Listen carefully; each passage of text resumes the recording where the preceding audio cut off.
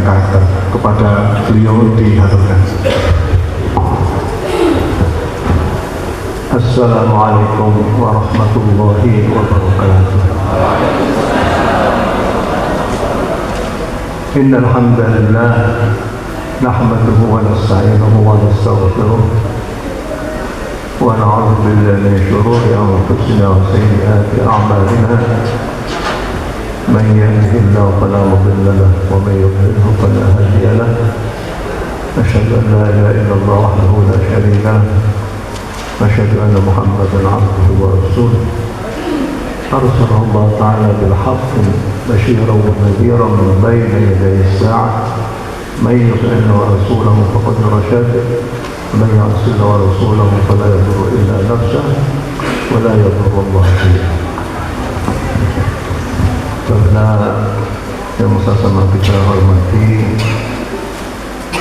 Bapak Bupati yang dalam ini diwakili oleh asisten yang tadi sudah kita dengarkan sambutannya.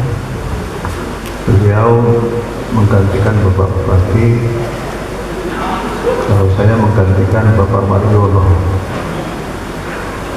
Jadi kalau beliau itu menggantikan langsung Bupati, kalau saya itu menggantikan Pak Kiai Husain. Pak Kiai Husain menggantikan Pak Mariono.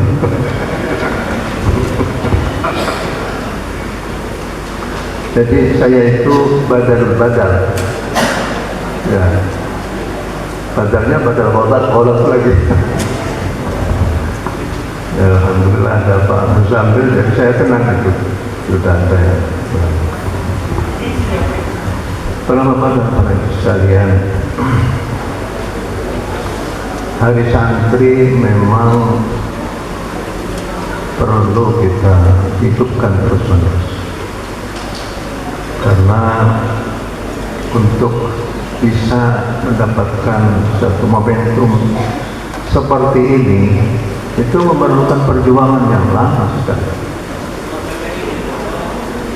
Jadi apa urgensi daripada hari santri itu adalah, pertama adalah pemerintah sudah mengakui eksistensi daripada santri, eksistensi daripada pesantren, eksistensi daripada ulama, eksistensi daripada organisasi NU itu sendiri. Jadi oleh karena itu, marilah kita jadikan hari santri itu menjadi momentum untuk menggugah kesadaran kita selaku generasi penerus daripada para ulama yang telah mendahului kita, dan kita melanjutkan apa yang telah ditinggalkan oleh para ulama-ulama, para kiai-kiai yang dari waktu ke waktu kita kehilangan satu persatu daripada ulama, para kiai, yang mereka itu para kiai itu menjadi kiai itu setelahnya melalui perjuangan yang sangat panjang sekali. Adanya pesantren itu adalah karena adanya kiai, karena sesuai dengan sejarahnya pesantren itu adalah adanya kiai yang baru datang dari pengembaraan intelektual keagamaan mereka, datang ke rumahnya, kemudian beliau para kiai itu membuka pengajian.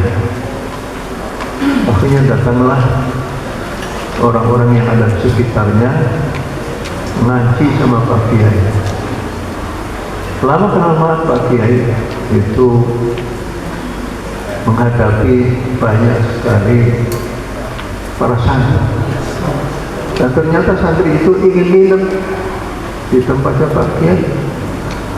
Akhirnya mau tidak mau Pak Kiai itu harus merelakan bagian tanahnya untuk dijadikan tempat untuk minumnya para santri.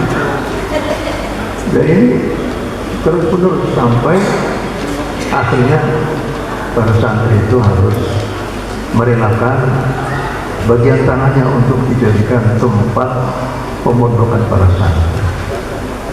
Hal ini sampai sekarang itu berlangsung di Sumatera, di mana para santri itu datang menuju ke pesantren dan mereka harus membawa perkasa sendiri, yaitu berupa kayu-kayu yang akhirnya dijadikan untuk tempat mereka itu membuat bilik-bilik pesantren. Sampai sekarang masih ada di Stokawiyah.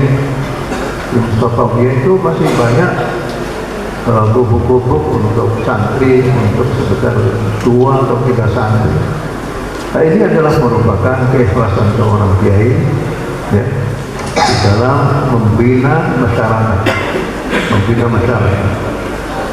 Para bapak dan para ibu sekalian, dan kita tahu bahwa kalau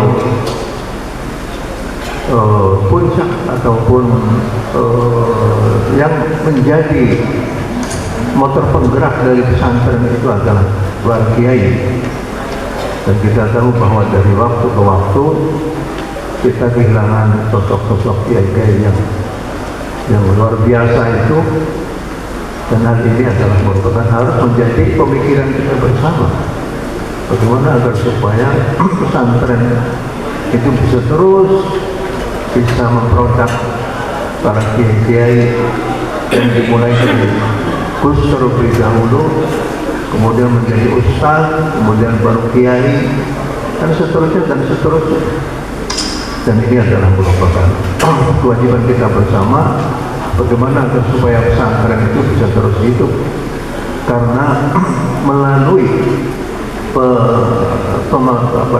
para pakar-pakar mereka melihat bahwa Islam di Indonesia itu bisa terus berkibar selama pondok pesantren itu masih terus hidup, selama pondok pesantren masih terus bergema di tengah-tengah masyarakat, selama pondok pesantren menjadi tujuan dari para masyarakat, anggota masyarakat yang ingin mencerdaskan anak-anaknya, baik kecerdasan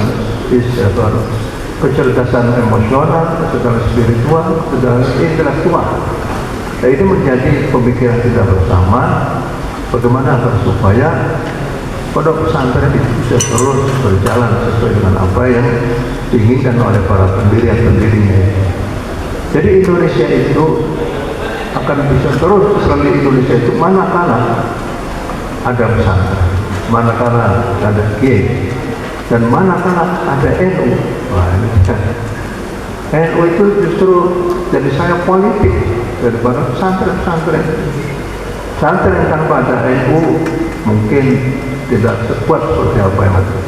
Daya tawarnya itu adanya pada NU itu, ya, daya tawar dengan pemerintah dan siapapun juga, karena kita mempunyai NU. Ya, NU itu tidak bisa besar kecuali harus ada pesantren. Pesantren bisa besar karena ada kiai.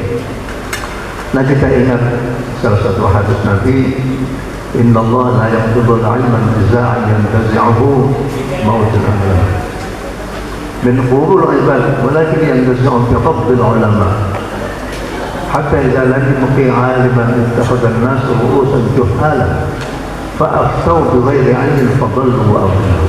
Ini Nabi sudah memberikan prediksi yang semacam itu, bahwa ilmu-ilmu yang diwariskan oleh para ulama melalui para nabi dari Nabi itu tidak akan bisa tercerabut begitu saja dari dadanya para alim ulama, bukan, tapi biqabdil ulama, tapi dengan matinya, meninggalnya banyak para di sini dulu di pesantren Hikmah,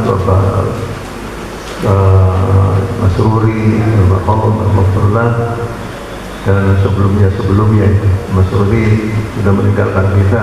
Untung di sini ada yang menggantikan Pak Salahuddin ini, akhirnya bisa terus, ya, dan alhamdulillah.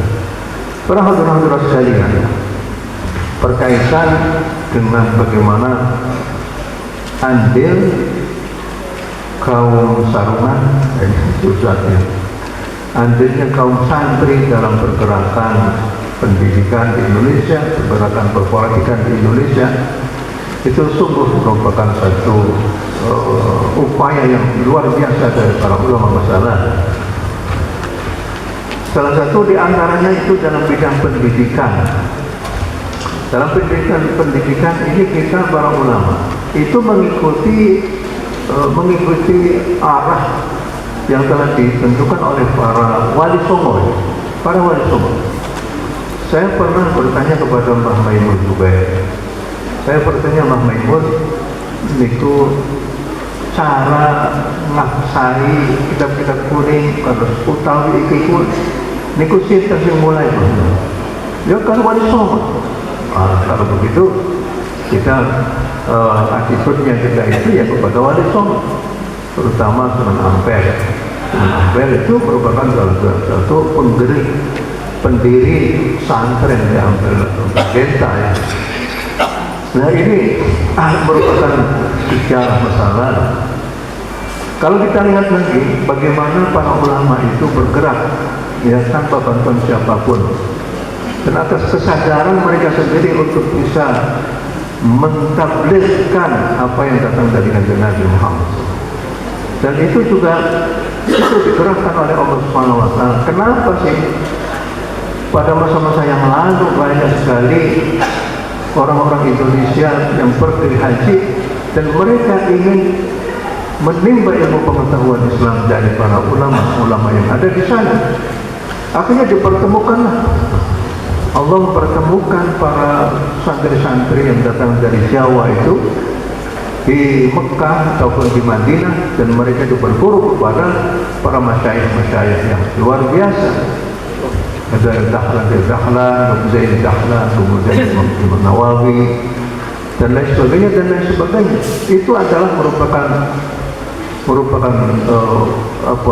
upaya Allah Subhanahu wa Ta'ala. Itu adalah merupakan iradatullah yang menginginkan agar supaya di Indonesia itu bisa disebarkan agama Islam dan disebarkan pula ilmu-ilmu keislaman.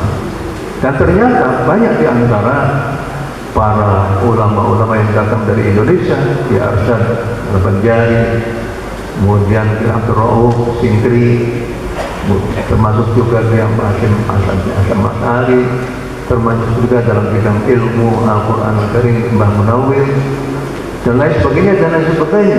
Itu adalah merupakan kehendak Allah Subhanahu wa Ta'ala. Jadi itu sudah merupakan juga apa yang telah dikatakan oleh Nabi, bahwa Islam itu akan melanglang buana sampai ke negeri timur. Zuyat li masyariqul ardi wa magharibuha.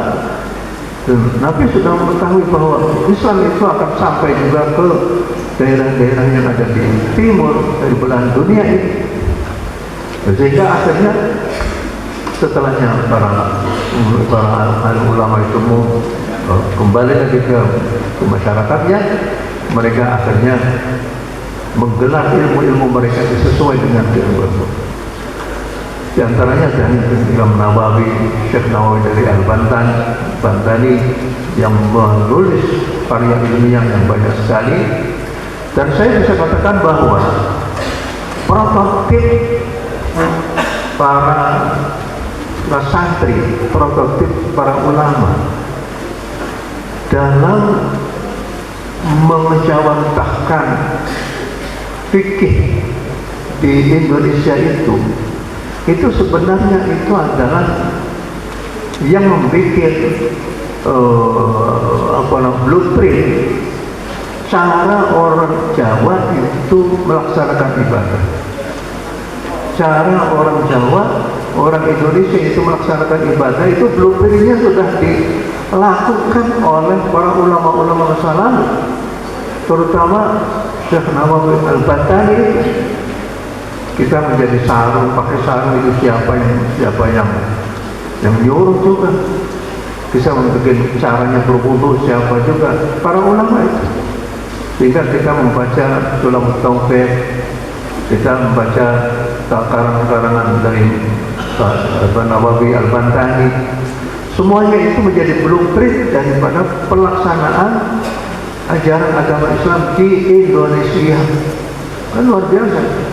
Mereka adalah pionir-pionir daripada pengembang Islam di Indonesia. Dan hal ini harus kita jadikan menjadi sejarah, ya, sejarah bagaimana Islam di Indonesia itu akhirnya bisa tersebar luas seperti ini. Oleh karena itu kita masih belum melakukan upaya bagaimana kita bisa bisa melanjutkan apa yang telah ditorehkan oleh kiai-kiai masa lalu dalam berbagai macam bidangnya. Bagaimana kita melanjutkan tentang fikih Indonesia, bagaimana kita tafsir di Indonesia. Nah, para orang-orang masa lalu, mulai dari Syekh Abdul Rahman As-Sikri, itu sudah melakukan satu penulisan tafsir dalam bahasa Melayu. Itu merupakan orang yang tiada pertama kali dalam bidang tafsir. Kemudian ditindaklanjuti oleh para ulama-ulama yang datang setelahnya itu. Para hadirin sekalian, sejarah itu harus terus dikumandangkan.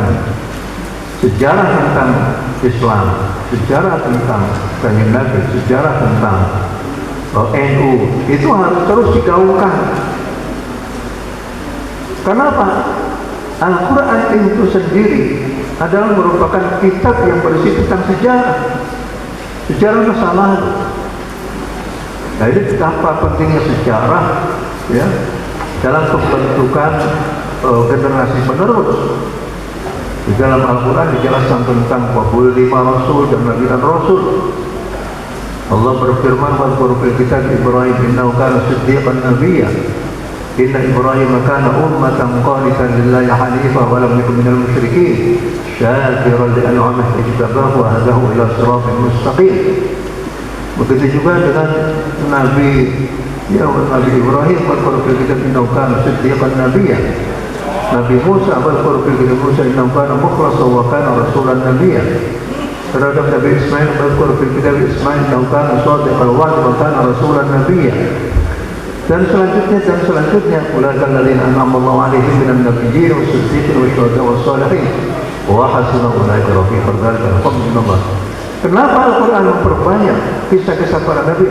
Agar supaya dijadikan pedoman dalam kehidupan beragama. Oleh karena itulah maka kita harus menjadikan sejarah tentang masuknya Islam di Indonesia, bagaimana pengaruh daripada para ulama-ulama masa lalu dalam mengembangkan Islam di Indonesia. Bagaimana hebatnya misalnya Sunan Kalijogo yang bersahabat dengan budaya setempat, bersahabat dengan budaya setempat, selama budaya itu tidak bertentangan dengan syariat Islamiyah. Oleh karena itu banyak sekali orang masuk dalam Islam, masuk Islam. Karena apa? Karena cara-cara yang dilakukan oleh para wali songo bukan dengan cara-cara yang radikal, tapi mengemong budaya setempat. Dan ternyata itu sangat manjur di dalam memperoleh sambutan daripada masyarakat yang ada di Indonesia ini. Jadi itu mereka nggak tahu juga tuh, bagaimana kok bisa mengembang budaya. Ada wayangan di sini, iya wayangan. Yang penting itu isinya adalah wayangan itu kan bentuk luarnya, tapi isinya seperti apa? Misalnya Cimat Kalimat Sodo, ya itu kan syahadat juga. Begitu juga kita sekaten. Yang penting bagaimana orang itu masuk Islam. Para hadirin sekalian, oleh karena itulah maka diperlukan adanya kaderisasi ulama. Saya tidak tahu kalau di Provos itu apakah sudah ada atau kaderisasi ulama. Nah, kalau kita berbicara tentang ulama, maka yang harus kita lihat itu adalah al-ulama warasatul anbiya. Wa innal anbiya lam yurathu dinaran wala dirhaman, wa innama warathu al-'ilm. Faman akhadhahu akhadha bihawdin wafir. Nabi itu tidak memberikan apa-apa. Pada waktu Nabi mau meninggal, Nabi berpesan kepada para sahabat-sahabatnya, "Wahai para sahabatku, siapa yang di antara kalian yang mempunyai hutang, akulah yang akan melunasinya." Karena Nabi itu kan kaya, mendapatkan bagian dari harta faid dari Khaybar Dan barang siapa yang saya berbuat kesalahan terhadap mereka, maka silakan, mulai saat ini silakan ada kisos terhadapnya. Dan kita tahu bahwa ada seorang sahabat yang datang kepada Nabi, ya Rasulullah, dahulu engkau itu telah memukul saya pada waktu perang Uhud untuk membereskan soknya itu seperti itu. Tapi begitu Nabi membukakan apa namanya itu baksonya, sahabat itu malah justru merangkul Nabi dan ingin bertahan apa namanya antara jilduhu wa jildu Rasulullah SAW. Ini adalah merupakan merupakan hal yang perlu kita ketahui bersama. Nabi tidak meninggalkan apa-apa, maka sedekah. Apa yang kami tinggalkan itu adalah sedekah. Itu adalah merupakan contoh yang sangat bagus sekali yang patut kita itu ceritakan kepada anak didik kita itu. Para hadirin sekalian, kita tahu bahwa pemerintah Indonesia itu betul-betul telah mengakui eksistensi daripada ulama, eksistensi daripada para kiai. Dahulu ada yang namanya Menteri Penghubung Alim Ulama, itu dari Fatah Yasin. Fatah Yasin itu menjadi diangkat oleh Bapak Presiden Soekarno. Pada waktu itu jumlah menterinya banyak banget, sampai 100 menteri.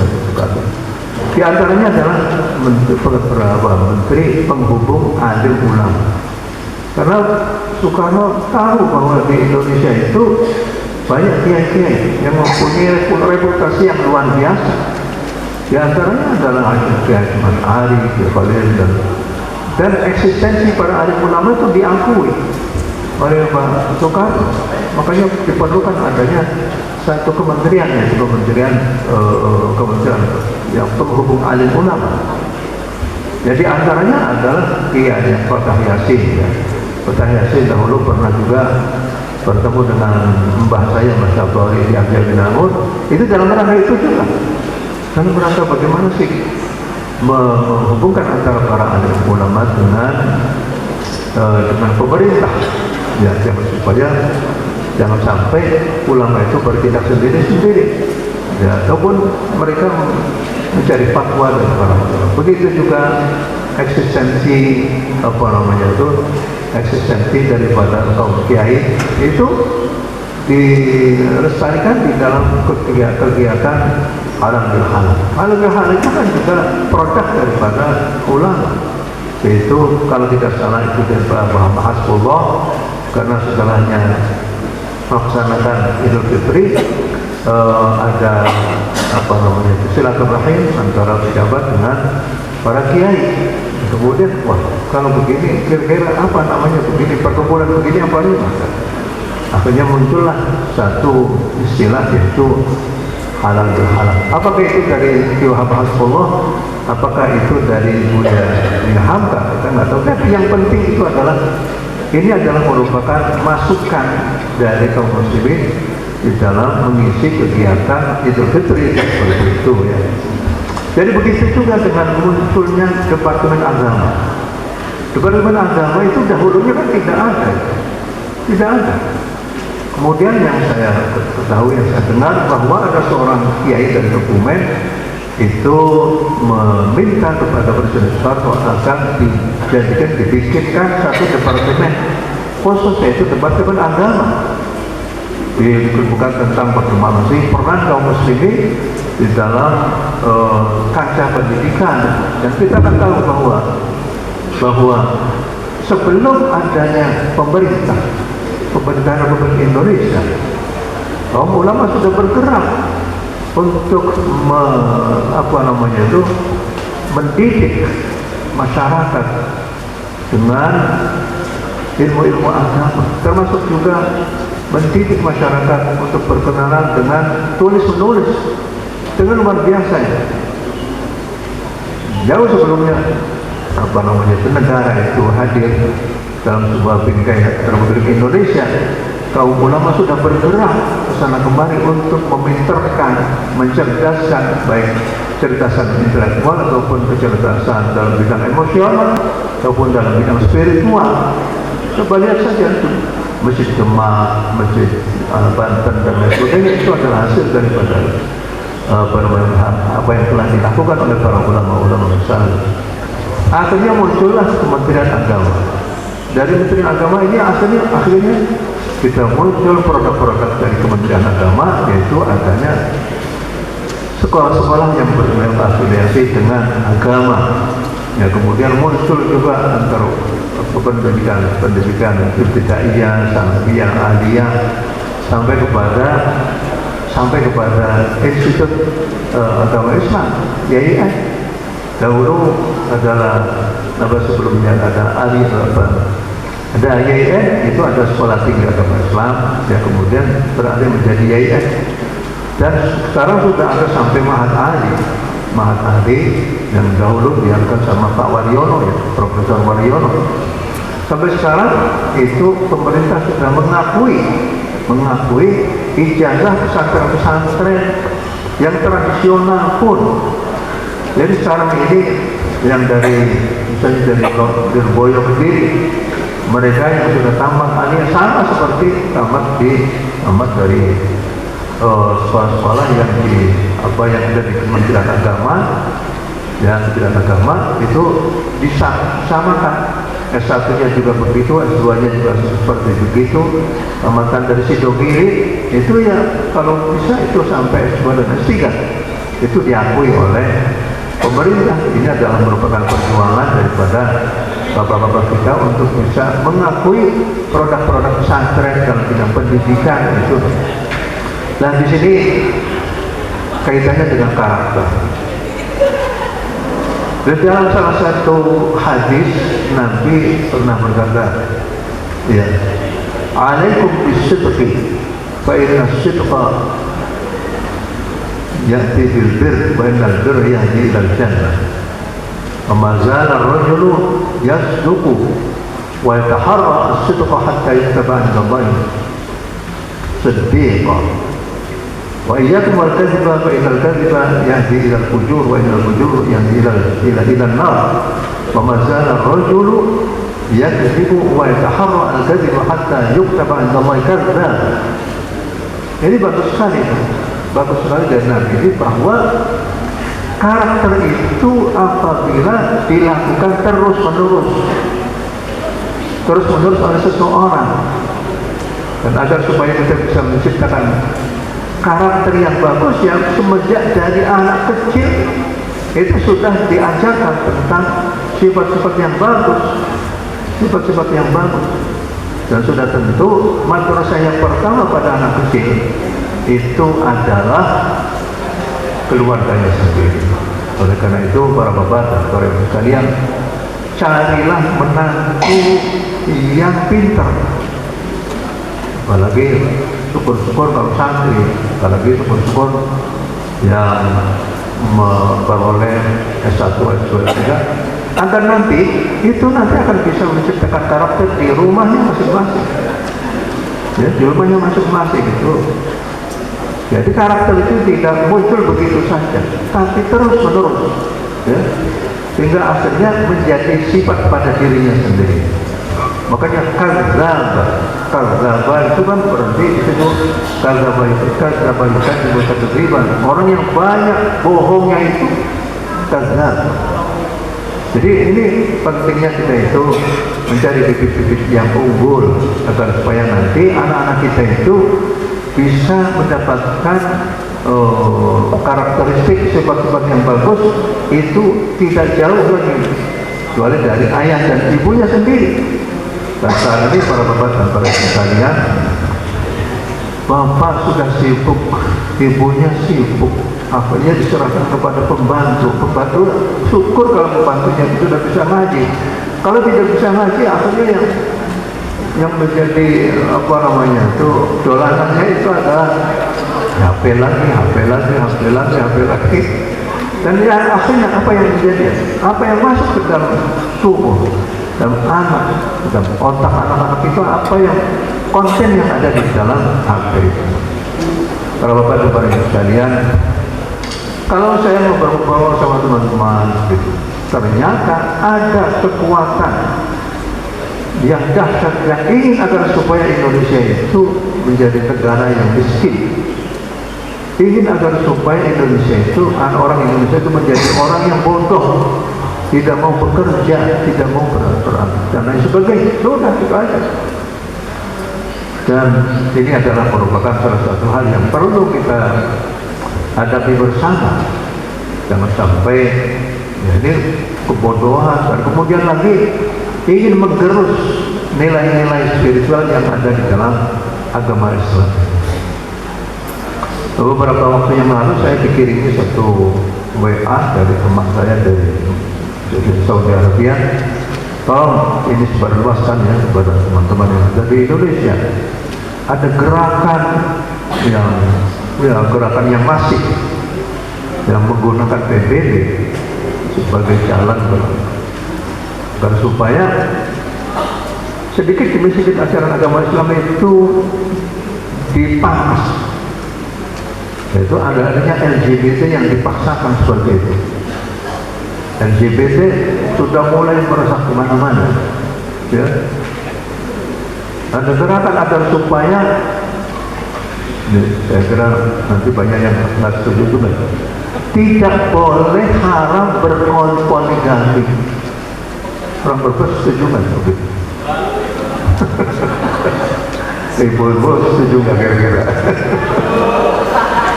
Yang setuju yang setuju ibu-ibu lah, yang bapak-bapak. Siapa orangnya yang berpoligami itu dipidanakan? Coba, menakutkan, menakutkan. Ya, ayat poligami itu perlu direvisi katanya lah. Ya, masalah wasulah tak berubah. Pemijau makau walaupun Indonesia masalah wasulah tak berubah. Itu kemudian kalau punya anak tidak boleh dinisbatkan kepada ayahnya.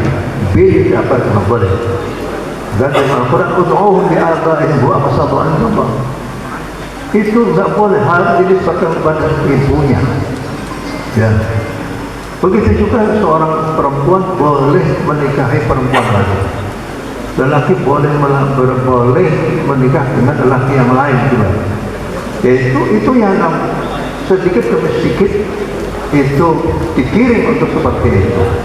Jadi kekuatan-kekuatan yang terselubung ini berusaha untuk meminimalisir ajaran agama Islam agar supaya bisa jadi karena orang-orang Barat itu melihat bahwa kegiatan Islam di negara Barat itu semakin masif.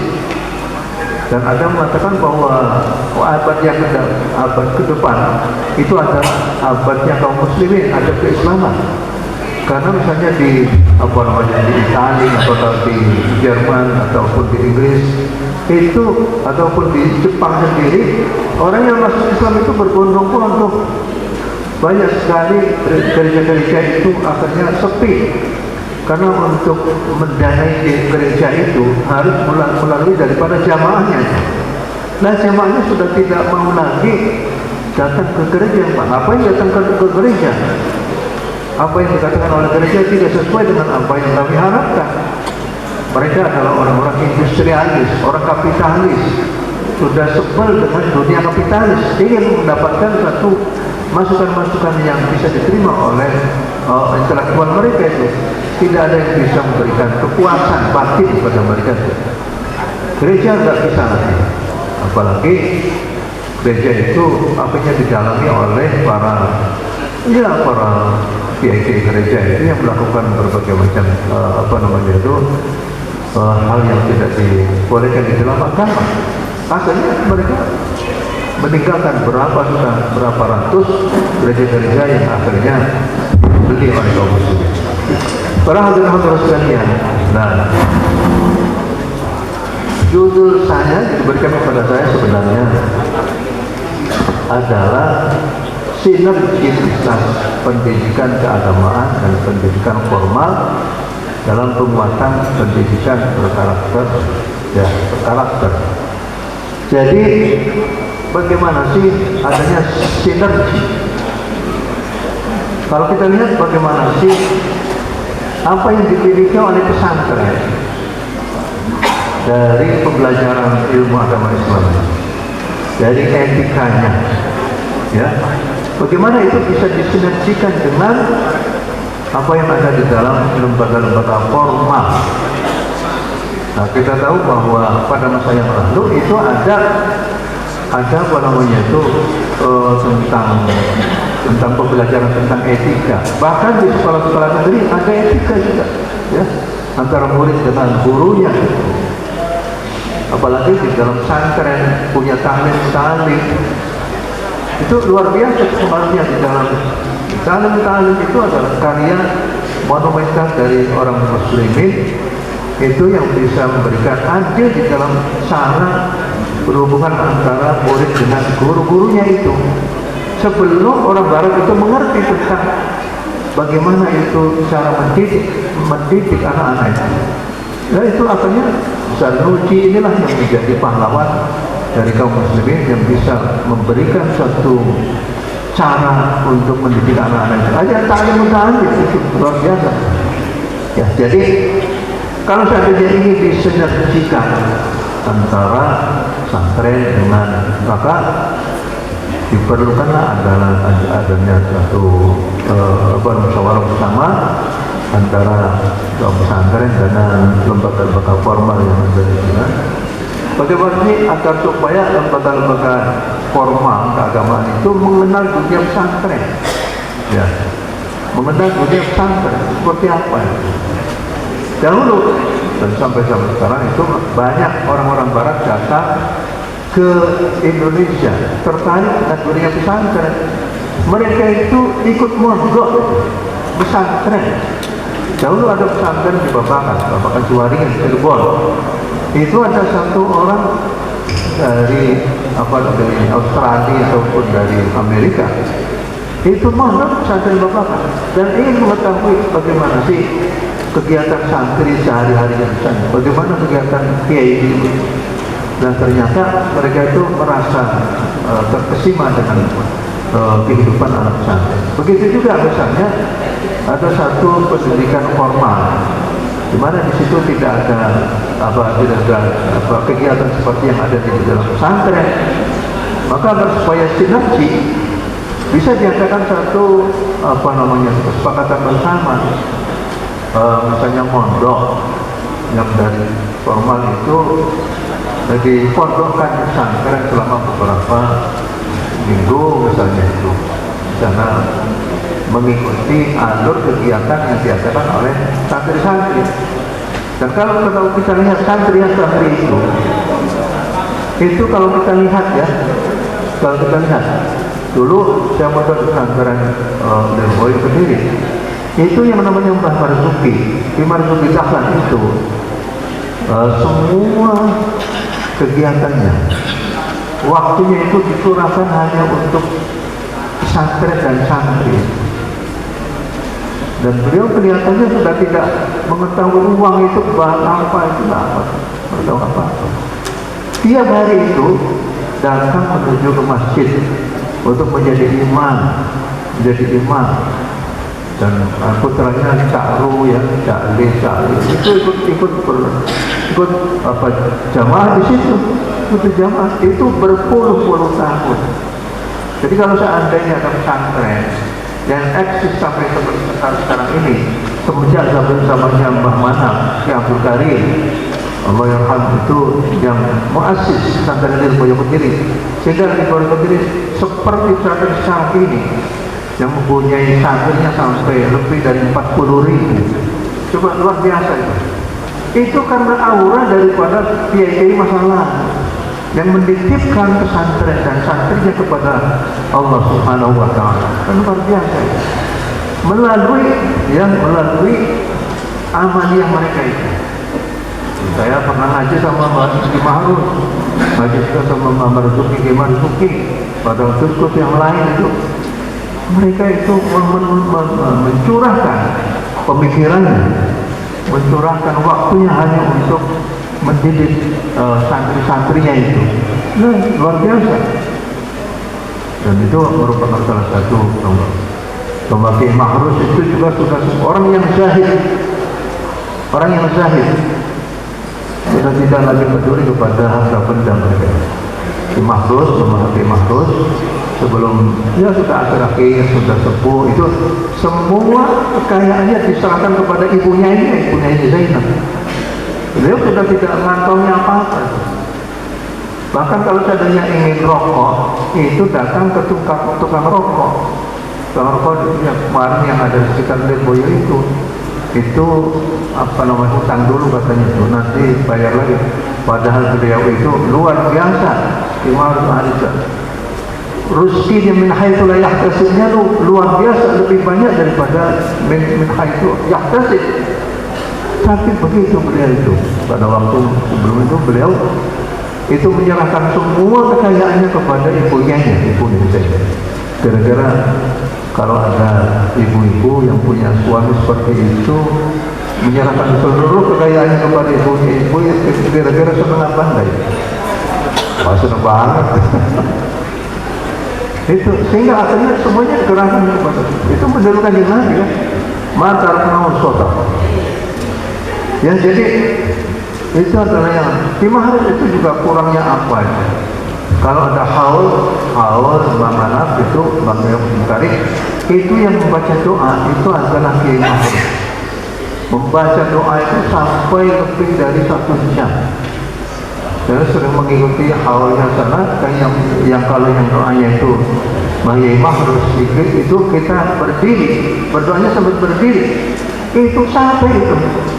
Nggak tahu yang dibaca oleh Kiai Mahar itu seperti apa dan wiridnya berapa. Dan itu adalah merupakan apa namanya itu apa yang ditinggalkan oleh Kiai Mahar itu adalah menitipkan anak cucunya, menitipkan pondok pesantrennya kepada Allah Subhanahu wa taala. Dan itu sesuai dengan apa yang dilakukan oleh Nabi Ibrahim alaihissalatu wassalam ketika berdoa. Wa qala Ibrahim rabbi ij'al hadzal balada aminan wajnubni wa baniya an na'budal asnam. Rabbi innahunna adlalna katsiran minan nas man tabi'ani fa innahu minni wa man 'asani fa innaka ghafurur rahim. Terus apa ini? Rabbana inni askantu min dhurriyyati biwadin ghairi dhi zar'in 'inda baitikal muharram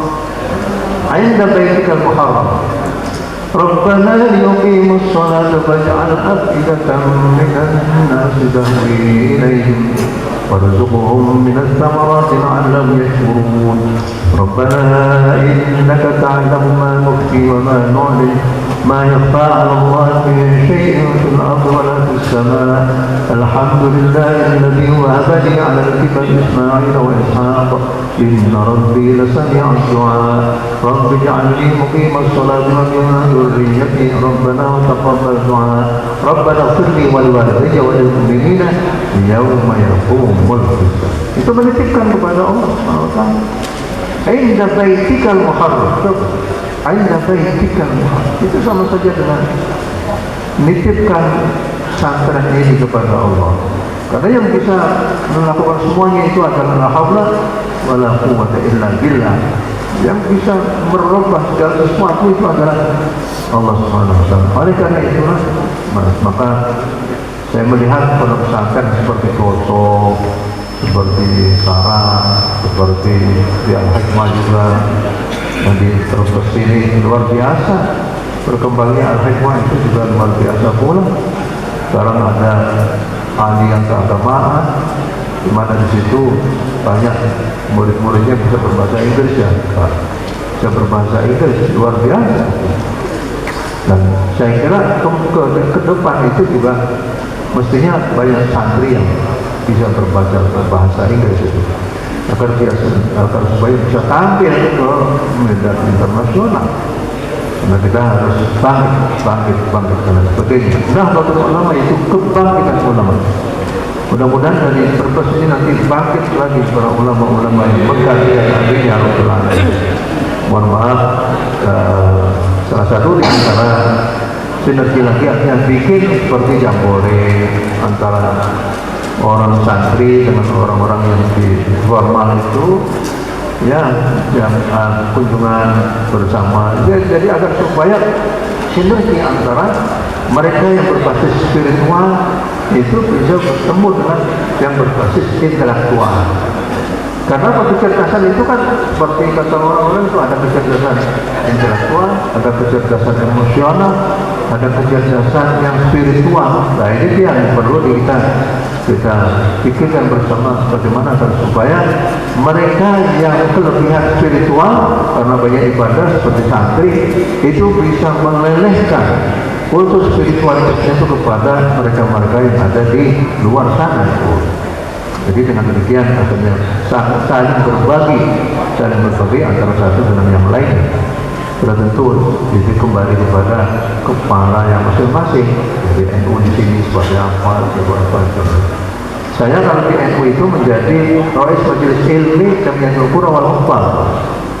Itu majelis ilmi itu kita berusaha agar supaya Jamiatul Qura wal Hufaz itu juga menjadi satu jamiah yang bisa menjadikan Al-Quran memasyarakat, dan hal ini sudah dilakukan dan sebentar lagi mungkin akan ada seminar internasional kerjasama JKH dengan pemerintah Iran. Ya begitu juga. Saya kira itu saja. Saya mohon maaf kelebihan waktu berbicara karena kesana kemari. Terima kasih atas segala sambutan. Assalamualaikum warahmatullahi wabarakatuh. Terima kasih.